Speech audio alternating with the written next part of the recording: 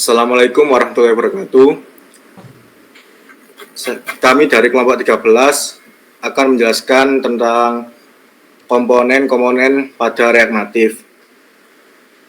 Pada daftar isi, yaitu yang pertama ada nama kelompok, terus pendahuluan, macam-macam komponen, dan penjelasan dari komponen-komponen tersebut. Di sini ada nama kelompok, yaitu saya sendiri, Muhammad Gilang Ramadan Firmansyah, NIM 2818029, dan selanjutnya teman saya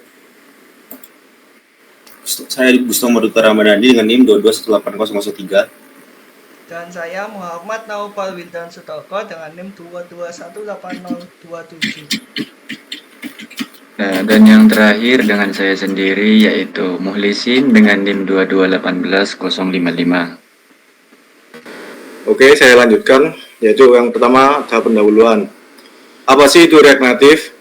React Native adalah framework open source yang dikembangkan oleh Meta atau Facebook, yang digunakan untuk membangun aplikasi mobile lintas platform Android dan iOS menggunakan JavaScript dan React. Dengan React Native, pengembang dapat menulis satu basis kode yang dapat dijalankan di berbagai platform, sehingga mempercepat proses pengembangan aplikasi mobile.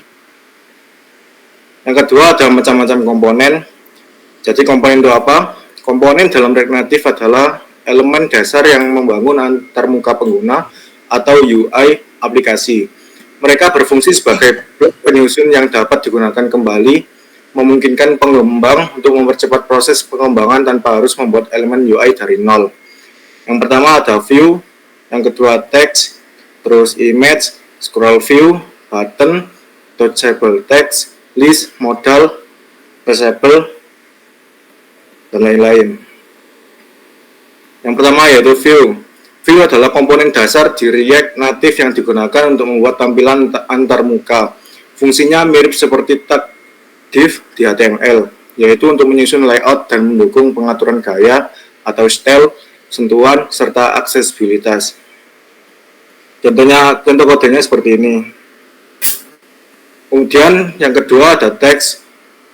Text adalah komponen React Native yang berguna untuk menampilkan atau merender teks. Komponen teks juga mendukung nesting, styling, dan touch handling. Contohnya seperti ini juga. Dan yang ketiga ada image. Komponen ini berguna untuk menampilkan berbagai jenis gambar, termasuk gambar dari internet, sumber daya statis, gambar lokal sementara, dan gambar dari disk lokal seperti roll kamera. Ini seperti ini juga. Selanjutnya dilanjutkan oleh teman saya. Oke, sebelum lanjut, saya akan menjelaskan apa itu jenis-jenis komponen yang ada di React. Yang pertama,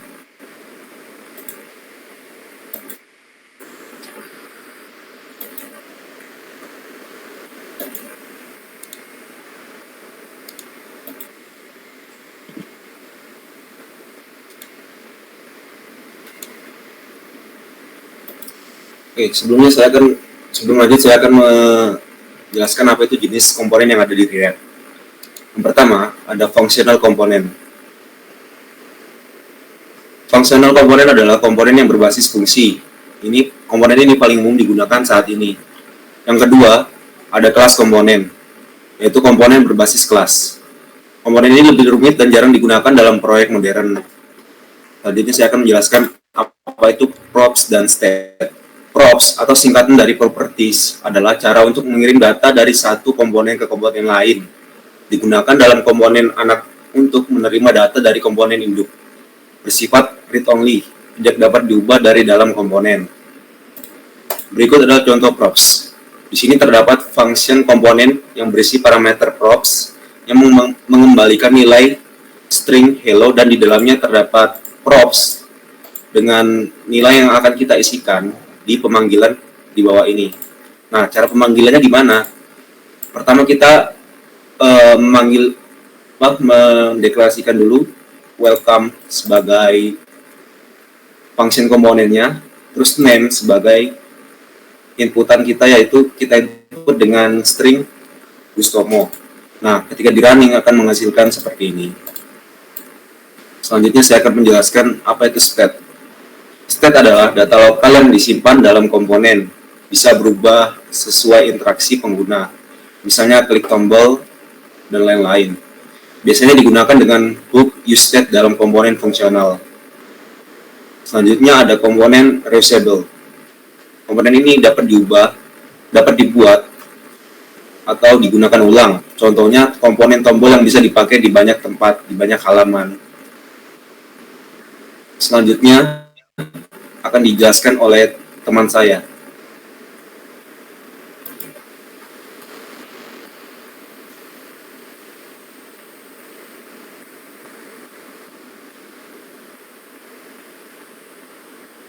Lanjut nih. Bang, share screen.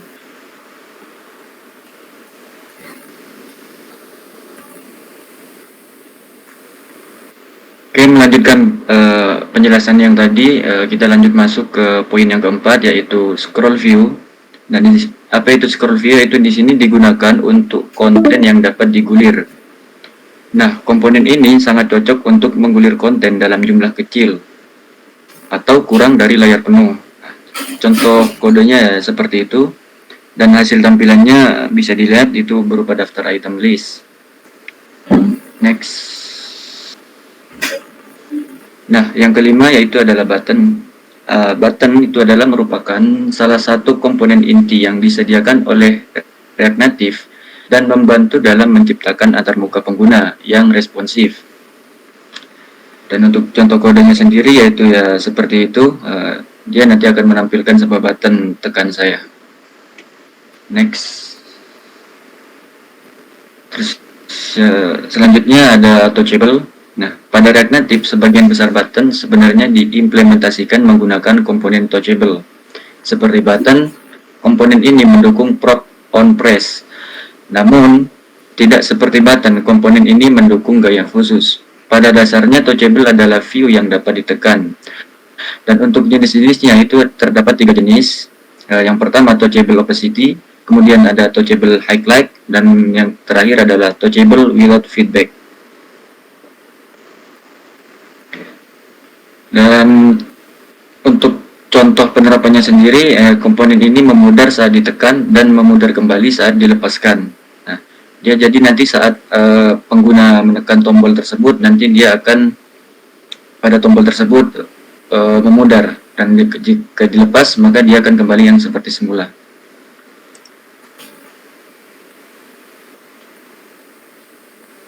Selanjutnya, komponen ini berubah warna saat ditekan dan berubah kembali saat dilepas. Ya, itu merupakan contoh dari touchable highlight.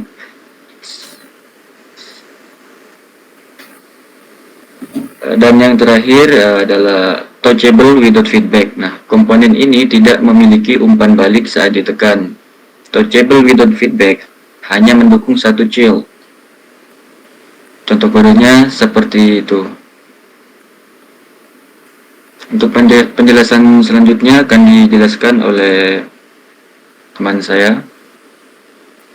Oke, saya akan melanjutkan untuk penjelasan list. Jadi di sini ada list. Jadi di sini macamnya ada flat list. Jadi flat list digunakan untuk konten yang dapat digulir dalam jumlah besar. Pada dasarnya sama seperti scroll view, tetapi ada peningkatan performa. Flat list hanya merender konten di layar, memotong konten di luar layar, dan hanya memperbarui baris yang telah dirubah. Seperti scroll view, flat list dapat bergerak secara horizontal atau vertikal. Seperti itu contoh penerapan outputnya ketika di render. Kemudian di sini ada section list. Section list mirip dengan flat list, namun tetapi dapat memiliki header bagian untuk memisahkan grup baris. Section list merender setiap item di bagian inputnya menggunakan prop render section header, dan render item setiap item di bagian harus berupa objek dengan ID unik atau key dan data array dari baris data. Contoh penerapannya seperti itu. Nah, di sini ada komponen modal. Nah, di komponen modal ini adalah komponen yang digunakan untuk menampilkan konten di atas tampilan utama atau overlay dengan menutup elemen lain di bawahnya. Komponen ini sering digunakan untuk menampilkan dialog atau lightbox atau popover, memberikan pengalaman interaksi yang lebih fokus kepada pengguna. Dengan modal, Anda dapat membuat tampilan yang lebih menarik, seperti formulir input, konfirmasi tindakan, atau pemberitahuan penting tanpa mengganggu tata letak utama aplikasi. Yaitu penerapannya di show modal sebelum diklik akan tampil seperti ping di sebelah kiri. Ketika diklik, maka akan muncul konten yang sudah ditambahkan di dalamnya. Dan ketika diklik ada Hello World Hide Model. Ketika Hide Model dipencet atau diklik, nanti akan kembali ke show model. Nah, kemudian di sini ada Pressable.